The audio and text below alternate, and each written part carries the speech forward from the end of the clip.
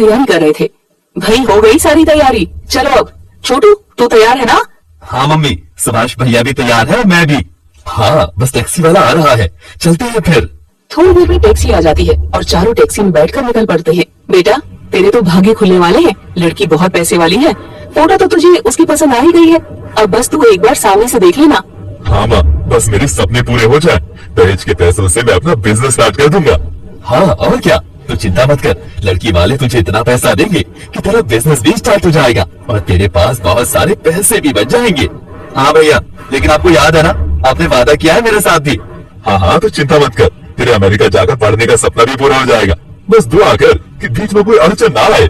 हाँ हाँ वही तो, तेरे पापा के बड़े भैया है ना जो, उनसे तो डर ही लगता है, जलते रहते हैं हमसे बस। अरे बस हो गया, आप हो गया, जब देखो उसके पीछे ही पड़ी रहती हो। अरे पापा जी सही तो कह रही है मम्मी। अरे छोटू छोड़, आज तो खुशी का दिन है, आज मुझे मूड खराब नहीं करना है। हाँ हाँ माँ, और क्या, अब तो खुशी के दिन आने वाले हैं, सभी लोग खुश हो जाओ, प्रेम से बोलो जय माता दी। जय माता दी। ये सभी थोड़ी देर में लड़की शिखा के घर पहुंच जाते हैं, जहाँ शिखा के माता पिता क्रांति देवी और भास्कर थे और चचेरी बहन नूरी थी। लड़की वालों के घर में उनकी खूब खातिरदारी होती है। अरे समधन जी, बातचीत तो पहले ही हो गई, चलिए अब हमारी होने वाली बहू को भी देख लेते हैं। हाँ हाँ और क्या, हमारी चांद सी बहू को देख तो ले। हाँ हाँ क्यों नहीं। हाँ बेटा नूरी, अपनी दीदी को लेकर आओ। अभी लेकर आती हूँ। और नूरी शिखा को लेकर आती है। शिखा को देखते ही सुभाष चौंक जाता है। वो उसे देखकर हैरान इसलिए हो जाता है क्योंकि उसकी हाइट थोड़ी कम थी, लेकिन वो दिखने में काफी सुंदर थी।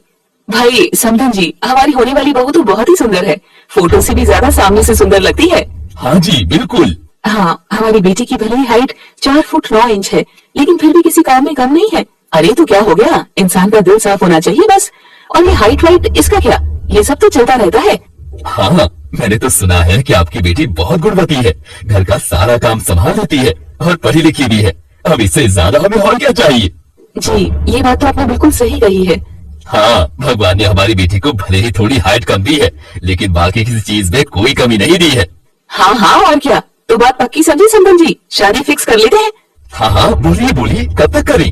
जब आपकी तरफ से हाँ है तो हमारी तरफ से भी हाँ ही है, शादी का भी आप ही बताइए। पहले तो मुंह मीठा करवाते हैं सबका। नूरी जरा बॉक्स लेकर आ जाओ। नूरी मिठाई का बॉक्स लाती है और सबसे पहले निर्मला मिठाई उठाकर क्रांति देवी को खिलाती है। ठीक है, तो रिश्ता तय होता है। लीजिए मिठाई खाइए समधन जी। हाँ समझी जी, ये लीजिए, अब आपकी बेटियां हमारी हुई। बस 2 महीने बाद शादी भी कर ली गई। ठीक है समधन जी। वही सुभाष बार बार निर्मला से कुछ कहने की कोशिश कर रहा था, लेकिन निर्मला बार बार उसे अपनी आंखें दिखाकर चुप करवा रही थी। वही शिखा अपनी शादी की बात सुनकर खुश हो जाती है। दीदी फाइनली आपकी शादी तय हो रही है, I am so happy for you. Shikha कुछ नहीं बोलती, बस मुस्कुरा देती है। वैसे नूरी भास्कर के छोटे भाई की बेटी है। नूरी जब 10 साल की थी तभी उसके माता पिता का देहांत हो गया था और तभी से भास्कर ने ही नूरी को पाला था। कुछ देर बाद, अच्छा तो समधन जी अब हम चलते हैं, बातें तो खूब हो गई आज। जी जी, जैसा आपको ठीक लगे। और निर्मला अपने परिवार के साथ वहाँ से निकल जाती है, लेकिन सुभाष ने मुंह फुला रखा था। अब बोल सुभाष, तू वहाँ पर क्या कहने की कोशिश कर रहा था? माँ, आपने पहले मुझे ये क्यों नहीं बताया कि इसकी हाइट 4 फुट 9 इंच है? आपको तो पता ही है कि मैं 6 फुट का हूँ। अरे अगर तुझे पहले ये बात बताती तो तू क्या देखने आता उसे? नहीं ना। और क्या, अरे इतना मत सोच, बस ये सोच कि कितना माल हमें वहाँ से मिल रहा है। उनका घर देखा था, कितना बड़ा था। मैं तो जिंदगी में पहली बार इतने बड़े घर के अंदर गई हूँ। क्या आनंद आ रहा था वहाँ पर। लेकिन पिताजी, हम दोनों की जोड़ी कितनी अजीब लगेगी, ये तो सोचिए, इतनी छोटी है वो। अरे अरे, लड़की देखने में इतनी खूबसूरत है, और क्या चाहिए तुझे? मुझे पता था तू गड़बड़ी कर देगा, इसीलिए मैंने तुझे वहाँ बोलने नहीं दिया और ना लड़की के साथ अकेले बात करने दी। हाँ निर्मला, तुमने बिल्कुल सही किया, ये तो नादान है, इससे क्या पता। हाँ भैया, मुझे तो भाभी में कोई कमी नजर नहीं आ रही, जैसा है ठीक है। लेकिन आप अब चुप रहे तू क्या हमेशा ही गरीब रहना चाहता है क्या? ऐसी आई हुई दौलत को लात मारकर? वही तो, हमने इतने सालों से गरीबी देखी है, और अब जब अमीरी देखने का समय आया है तो तुम्हें नाटक कर रहा है। और इस तरह सुभाष के परिवार वाले उसे बहुत समझाते हैं। वही सुभाष को अपनी गरीबी के कारण चुपचाप रहना पड़ता है। वही दूसरी ओर क्रांति देवी और भास्कर अपनी बेटी के लिए बहुत खुश हैं। मैंने सुना है लड़का बहुत सीधा है, बस मेरी बेटी खुश रहे, यही चाहिए। हाँ क्रांति, बड़ी मुश्किल से हमारी बेटी की शादी तय हुई है, बस भगवान इसके रिश्ते को कभी टूटने ना दे। खैर 2 महीने बीत जाते हैं। तीसरे महीने में शिखा और सुभाष की शादी हो जाती है। तभी एक दिन शिखा की बुआ शिखा से मिलने के लिए उसके ससुराल में आती है। बुआ नमस्ते, कैसी हैं आप? मैं ठीक हूँ बेटा, तू बता। मैं आपको देखकर और खुश हो गई। आइए बैठिए, मैं मम्मी जी को बुलाती हूँ। शिखा अपनी सास को बुलाती है और उनके लिए चाय नाश्ता लेकर आती है। नमस्ते समधन जी। वाह भाई, अच्छा हुआ आप आ गई। शिखा खुश हो गई आपको देखकर? हाँ बहुत। खाइए ना बुआ जी। अरे नहीं, मैं आजकल तला भुना नहीं खा रही हूँ, बस चाय है वही बहुत है बेटा। अच्छा, आप दोनों भुआ भतीजी बात करो, मैं अभी आती हूँ। और ये कहकर निर्मला वहाँ से चली जाती है। उसके जाने के बाद, अच्छा बुआ जी रविंदर कैसा है? उसका बिजनेस कैसा चल रहा है आजकल? हाँ बेटा, उसका बिजनेस तो एकदम बढ़िया चल रहा है। और तू बता, तेरे पतिदेव आजकल क्या कर रहे हैं? हाँ, हमने अभी सोने की दुकान खोली है और अभी तो शुरुआत है, इसीलिए ठीक ठाक ही चल रहा है। चल बढ़िया है, तेरी वजह से तेरे पति के भी भागे खुल गए। अमीर मायका गरीब ससुराल। बुआ जी थोड़ा धीरे बोलिए, सासू माँ सुन लेंगी। अरे तो क्या हुआ, इनको तो इतने पैसे मिले हैं कि इनकी जुबान हमेशा ही बंद रहेगी। बुआ जी प्लीज धीरे बोलिए ना।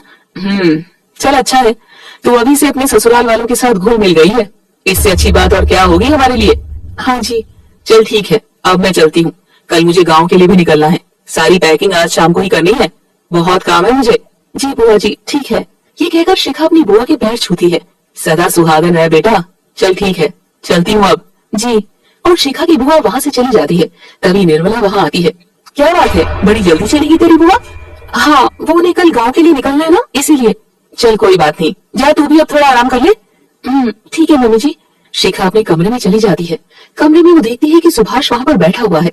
वो हैरान हो जाती है। आप कब आए, पता ही नहीं लगा। कुछ नहीं, एक जरूरी पेपर घर में रह गया था, तो बस वही लेने आया था। अच्छा कुछ खाएंगे क्या आप? नहीं, तुम्हारी बुआ की बातों से पेट भर गया है मेरा। क्या मतलब? उन्होंने ही तो कहा था, अमीर माई का गरीब ससुराल। अरे सुभाष जी आप उनकी बातों का बुरा मत मानिए, वो थोड़ी बड़बोली है, उनकी बातों को इग्नोर कर दीजिए। ठीक है। अच्छा चाय बना दो, थोड़ा सिर में दर्द हो रहा है। हाँ क्यों नहीं, अभी लाती हूँ। शिखा चाय बनाकर अपने पति सुभाष के लिए लेकर आती है। चाय तो बहुत अच्छी बनाती हो तुम। शिखा पहली बार अपने पति के मुंह से अपनी तारीफ सुन रही थी, इसीलिए वो बहुत खुश हो जाती है। अच्छा really, thank you so much Subhash ji. अच्छा अब मैं चलता हूँ। और सुभाष काम के लिए वापस चला जाता है। कुछ दिन बाद शिखा को उसकी माँ की कॉल आती है।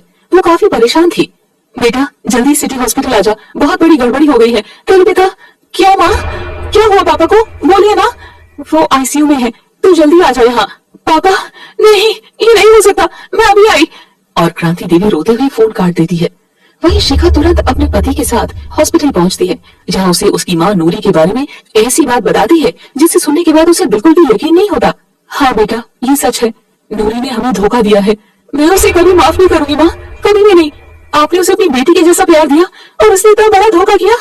वही तो, मुझे भी यकीन नहीं हो रहा है। तो आखिर नूरी ने ऐसा क्या किया था और सुभाष हॉस्पिटल में कैसे आ गया था, जानने के लिए देखिएगा। पिछले एपिसोड में आपने देखा शिखा नाम की एक लड़की की कहानी, जिसकी शादी नहीं हो पा रही थी, लेकिन अब उसकी शादी सुभाष नाम के एक लड़के से तय हो जाती है। वहीं शिखा की हाइट कम होने के कारण सुभाष शादी के लिए पहले राजी नहीं हो रहा था, लेकिन बहुत मोटा पैसा मिलने के कारण वो भी मान जाता है। वहीं आपने कहानी के अंत में देखा था कि शिखा के पापा हॉस्पिटल में हैं, तो शिखा के पापा आईसीयू में हैं और उनका इलाज चल रहा है। शिखा अपने पति और माँ के साथ बाहर बैठी हुई है और बहुत परेशान है। माँ, नूरी ने आखिर ऐसा क्यों किया होगा? लगा ही नहीं कभी कि वो ये सब कर सकती है। वही तो समझ नहीं आ रहा।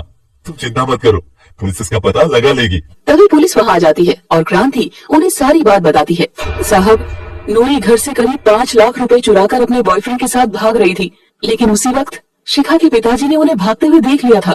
बस उन्हीं से बचने के लिए नूरी के बॉयफ्रेंड प्रीतम ने शिखा के पिताजी के सर पर गमले से वार कर दिया था और ऊपर से शिखा के पिताजी को अस्थमा भी है। तो मतलब ये जानबूझकर किया गया अटैक था? हाँ, भगवान उसे कभी माफ नहीं करेगा देखना। हाँ माँ, बस पापा जल्दी होश में आ जाएं, ठीक हो वो। हाँ, आप दोनों फिक्र मत करो, देखना ससुर जी को कुछ भी नहीं होगा, मुझे ईश्वर पर पूरा भरोसा है। हाँ दामाद जी। पुलिस थोड़ी और पूछताछ करके चली जाती है और सभी लोग ऐसे ही बैठकर उसके होश में आने का इंतजार करते हैं। तभी थोड़ी देर बाद डॉक्टर वहाँ आता है। चिंता करने की कोई बात नहीं है, अब वो खतरे से बाहर है। बस 1 महीने तक उन्हें कुछ भी मत करने दीजिएगा। जी डॉक्टर, जरूर। देखा सासू माँ, मैंने कहा था ना कि ससुर जी को कुछ भी नहीं होगा। हाँ दामाद जी, भगवान का लाख लाख शुक्र है। खैर, इस घटना को 20 दिन हो जाते हैं, लेकिन अभी भी नूरी का पता नहीं चला था। शिखा भी मायके में ही रह रही थी। धीरे धीरे शिखा के पिता की हालत अब थोड़ी सुधर रही थी। पापा, अब मैं अपने ससुराल चलती हूँ, मुझे यहाँ आए हुए 20 दिन हो चुके हैं, वरना सासू माँ पता नहीं क्या सोचेंगी मेरे बारे में। तुझे इतनी चिंता करने की कोई जरूरत नहीं है। तू अमीर घर की बेटी है, तू बस खुश रह ससुराल में। माँ लेकिन ससुराल वालों के बारे में भी तो सोचना पड़ेगा ना। देखो तो क्रांति, हमारी बिटिया कितनी समझदार हो गई है। अपने मायके वालों के साथ साथ अपने ससुराल वालों का भी कितना ध्यान रखती है। हाँ हाँ देख रही हूँ, लेकिन शिखा बेटा, ससुराल वालों के चक्कर में मायके वालों को मत भूल जाना। अरे नहीं माँ, ये आप कैसी बातें कर रही हैं? हाँ हाँ कोई बात नहीं, मैं तो बस मजाक कर रही थी। अच्छा बाहर गाड़ी खड़ी है, चल अब। हाँ माँ। तभी घर का नौकर बिल्लू वहाँ आता है और शिखा का सूटकेस ले जाकर गाड़ी में रख देता है। वहीं शिखा गाड़ी में बैठ जाती है। चल बेटा, अपना ध्यान रखना। हाँ माँ, बाय बाय। तो शिखा अब अपने ससुराल आ चुकी है। वहीं आकर उसे पता चलता है कि छोटू 2 दिन पहले ही पढ़ने के लिए अमेरिका जा चुका है। बस बेटा, अचानक तैयारी हो गई छोटू की तो चला गया। चलिए अच्छी बात है, देवर जी का भविष्य बन जाए, और क्या चाहिए हमें। हाँ बहू, बिल्कुल सही कह रही है तू। मैं अपने छोटे बेटे को भी कुछ बनता हुआ देखना चाहती हूँ।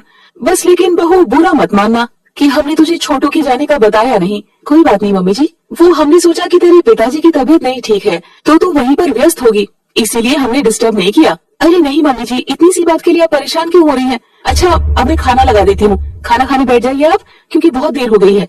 हाँ बहू चल। तो इसके बाद सभी बैठकर खाना खाते हैं। कुछ दिन बाद शिखा अपनी पुरानी सहेली दुर्गा के साथ शॉपिंग के लिए बाजार गई हुई थी। तभी वो एक रेस्टोरेंट में कुछ खाने के लिए बैठते हैं। यार तू तो बड़ी फिट लग रही है। हाँ और क्या, मैं तो डांस एक्सरसाइज करती रहती हूँ ना। सही है यार, शादी के बाद तो मेरा सब करना छूट गया है, डांस तो दूर की बात। अरे लेकिन क्यों यार, तू तो इतना अच्छा कथक करती है और तू इस टैलेंट को सबके सामने दिखा। कहाँ टाइम होता है इतना। यार शिखा, हमें एक ही लाइफ मिलती है और अगर इस लाइफ में हम अपने शौक पूरे नहीं करेंगे और अपने पैशन को फॉलो नहीं करेंगे तो कब करेंगे। बात तो सही कह रही है तू दुर्गा, मुझे प्रैक्टिस करनी चाहिए। तभी दुर्गा शिखा को अपने फोन में फोटोज दिखाती है।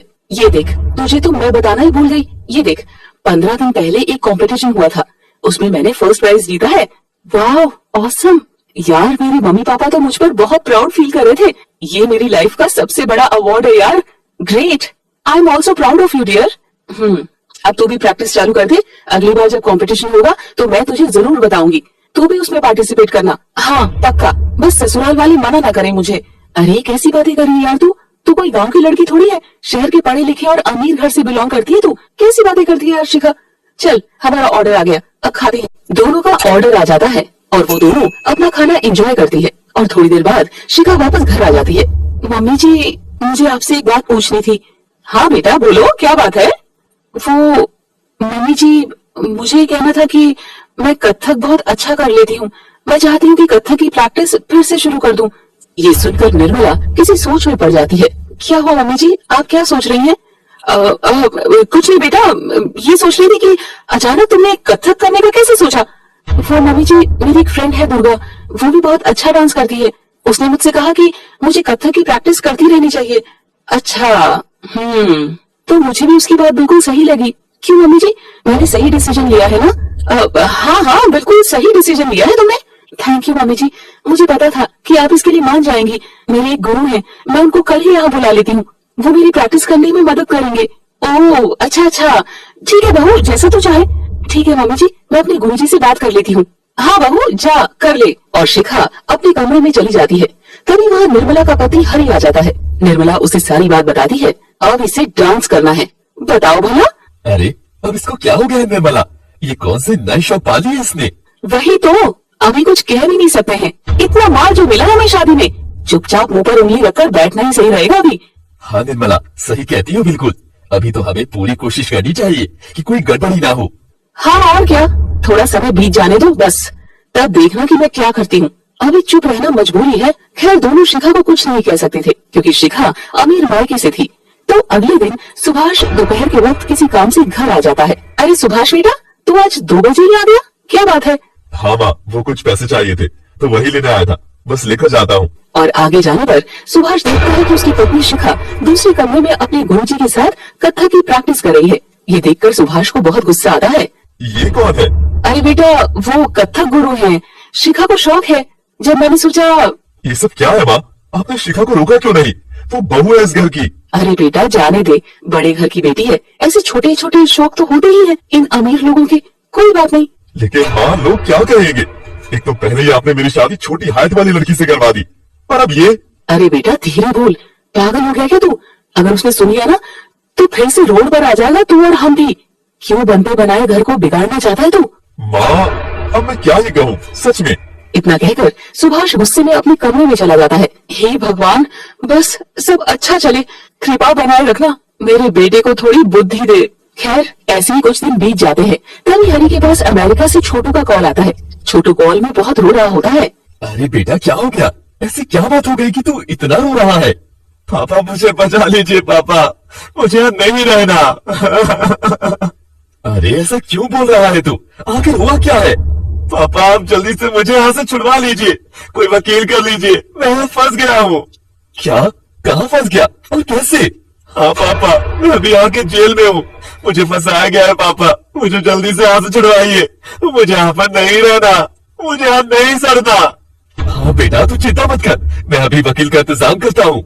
तो आखिर छोटू ने ऐसा क्या किया था जिसके कारण उसे अमेरिका की जेल में जाना पड़ गया था? और क्या वो सच में वही था? क्या वो जेल से छूट पाएगा? जानने के लिए हमारे साथ देखते रहिए। पिछले एपिसोड में आपने देखा कि शिखा के पिताजी की तबीयत अब सुधरने लगी है। शिखा 20 दिन मायके में रहने के बाद अपने ससुराल चली जाती है। शिखा की सहेली दुर्गा के कहने पर शिखा कत्थक की प्रैक्टिस करना शुरू कर देती है।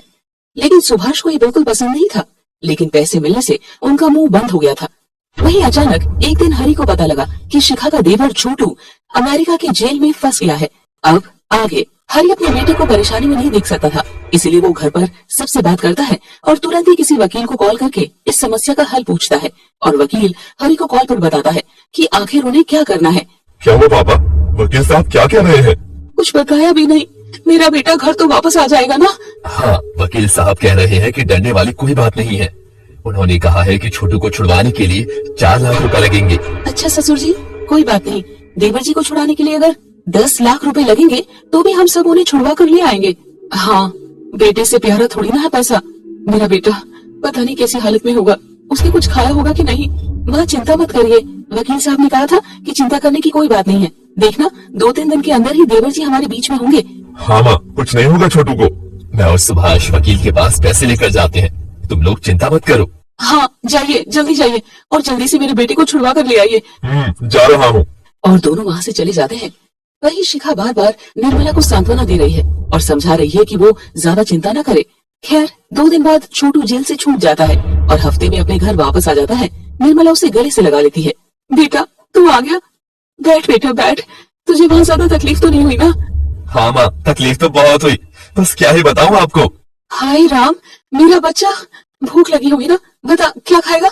हाँ माँ प्लीज आप छोले भटूरे बना दो, घर के खाने के लिए तरस गया हूँ मैं। हाँ हाँ क्यों नहीं, बहू बना देगी।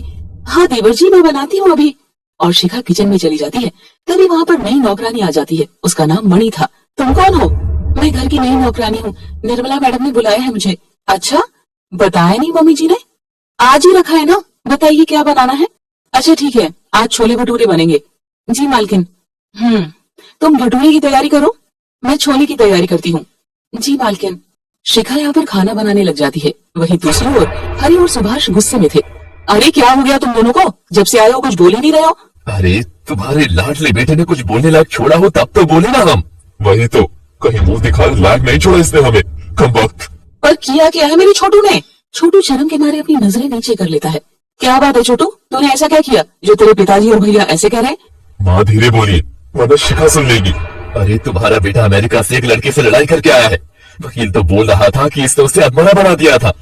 माँ लेकिन वो लड़का मेरी दोस्त के पीछे पड़ा था। झूठ मत बोल, हमने तुझे वहाँ पढ़ाई करने के लिए भेजा था और तू वहाँ पर इश्कबाजी कर रहा था। माँ वो लड़की इसकी दोस्त नहीं, इसकी गर्लफ्रेंड थी।